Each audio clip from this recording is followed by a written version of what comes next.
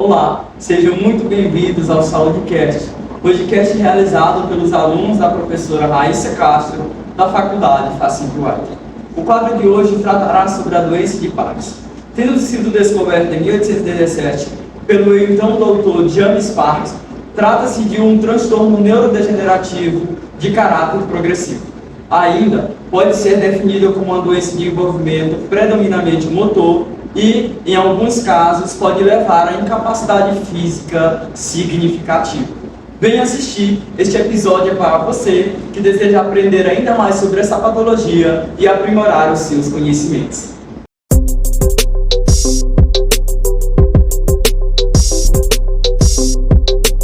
Estamos aqui com a Goiaci, a nossa primeira convidada do SaúdeCast. Olá, Goiaci, tudo bem? Tudo bem. Bom dia. Bom dia. É um prazer ter aqui conosco. Goiaci, doença de Parkinson. Há muitas dúvidas, há muitos questionamentos sobre essa patologia. Mas, afinal de contas, do que se trata essa doença? A doença de Parkinson é um distúrbio neurológico progressivo que afeta o sistema nervoso central, principalmente os gânglios da base, devido à deficiência do neurotransmissor dopamina, responsável por, entre outras funções, resulta em movimentos não harmoniosos, caracterizados pelos tremores em repouso, aumento da rigidez muscular, dificuldade nos movimentos voluntários e deficiência no equilíbrio. Obrigado, Goiaci, pela sua participação. Foi muito importante ter aqui conosco. Obrigada, foi um prazer. E espero que venha mais vezes, viu? Estamos muito felizes e gratos pela sua participação. Muito obrigado. Estamos com a segunda participante do nosso quadro. Olá, Laiane. Olá, bom dia. Bom dia, tudo bem? Estou bem. Laiane, quais seriam os principais sinais e sintomas de uma pessoa que é diagnosticada com a doença de Parkinson? Bom, aí os sinais e os sintomas, eles podem variar de paciente para paciente, né? Mas de acordo com a Organização Mundial da Saúde, os sintomas mais frequentes serão tremores involuntários dos braços e das mãos, rigidez muscular, instabilidade postural. Em determinado momento da doença, o paciente pode apresentar uma postura mais inclinada para a frente, dificuldade de equilíbrio, lentidão de movimentos também. O paciente ele pode apresentar passos mais curtos e até mesmo a dificuldade para se locomover.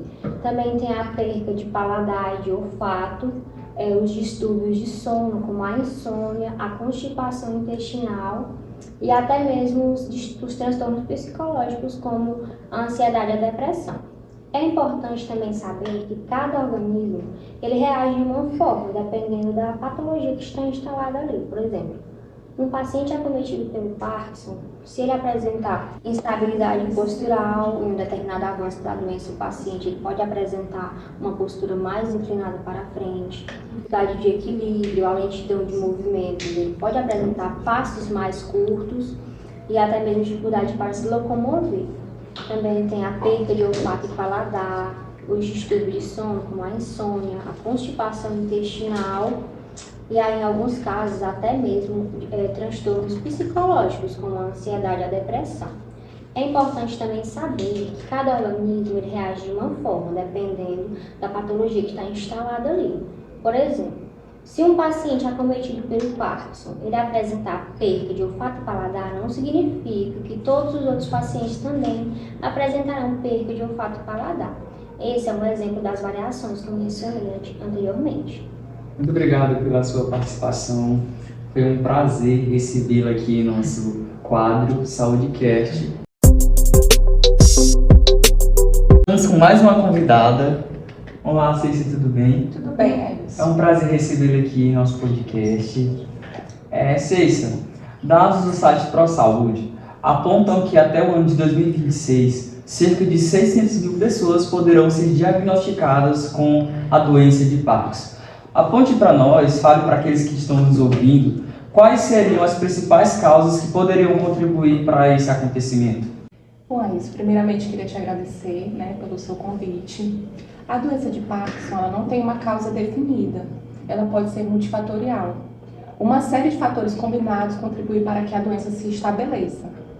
Essa doença progressiva sem cura, ela está muito associada à genética, ao próprio envelhecimento. Existem evidências de que fatores ambientais, como contato com químicos tóxicos, metais pesados, pesticidas, provoquem a morte dos neurônios responsáveis pela produção de dopamina, fazendo com que os sintomas de Parkinson apareçam. Então, Ailson, por mais que os cientistas busquem incansavelmente as causas da doença de Parkinson, elas ainda são desconhecidas. Foi um prazer tê-lo aqui conosco, trazendo essas informações que são muitíssimo importantes. Estamos aqui com a Danila. Olá, Danila. Olá, Ilson. Tudo bem? Bom dia. É um prazer tê-la aqui conosco. Danila, até então não há cura para a doença de Parkinson. Portanto, há várias formas de tratamento. Poderia citar, mencionar algumas condutas que podem ser utilizadas para a amenização dessa patologia? As principais abordagens para o tratamento da doença de Parkinson incluem o uso de medicamento, que são a base do tratamento. Os mais comuns são levodopa, que ajuda a repor a dopamina no cérebro, agonista de dopamina, e sintomas como tremores e rigidez muscular. O fisioterapeuta se utiliza de exercícios para manter e melhorar a mobilidade e a habilidade diária do paciente. O fonoaudiólogo ajuda a tratar problemas de fala e degustação, que melhora a qualidade de vida do paciente ao longo do tempo. Essencial ajuda com o psicólogo, porque é muito desafiador lidar com doença crônica. E fazer terapia pode ajudar o paciente a lidar melhor com a doença.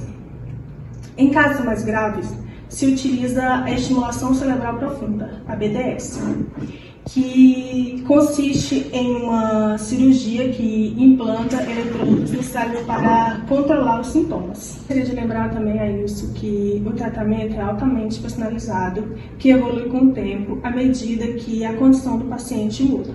Interessante, né, Danila, a questão da participação, aí tem a participação, pelo que eu pude perceber, de uma equipe multidisciplinar, entram aí a participação de vários profissionais. À medida que você ia falando, algo muito me chamou a atenção, porque não tem cura, né? Existem formas de tratamento para amenização de dores, das sequelas, dos sintomas, né? Isso é muito importante, porque à medida que as pessoas sabem que não tem cura, isso surge uma preocupação, né? E é importante sempre estar frisando, reforçando a ideia que há várias formas de tratamento. Então, muito obrigado pela sua participação. Obrigada a você pelo convite. Pessoal, estamos aqui com a Lu, a última convidada do nosso quadro. Olá, Lu, bom dia. Bom dia. Tudo bem? Tudo bem. É um prazer recebê-la aqui novamente em nosso podcast. O prazer é nosso de fazer parte do SaúdeCast aqui juntamente com você. Lu, nós gostaríamos de saber qual a faixa etária de idade de pessoas mais acometidas pela doença de Parkinson. Então, Ailson, vamos falar hoje sobre a epidemiologia do Parkinson. A gente tem, Ailson, que segundo a Organização Mundial de Saúde, a OMS, há aproximadamente 4 milhões de pessoas no mundo com a doença de Parkinson. Isso representa o quê? Que 1% da população está a partir dos 65 anos de idade e os outros 6% está a partir dos 85 anos de idade. Ou seja, que a população mais acometida, como você me perguntou, está entre 65 a 85 anos. No entanto, esse número ele pode dobrar até 2040, dependendo da estimativa de vida e do envelhecimento populacional. No Brasil, estima-se que 200 mil pessoas vivam com a enfermidade. E quais são os fatores de riscos, que podem influenciar nessa enfermidade? Eu já mencionei, que são a idade avançada, que está entre 65 a 85 anos, sendo mais comum nos homens do que nas mulheres.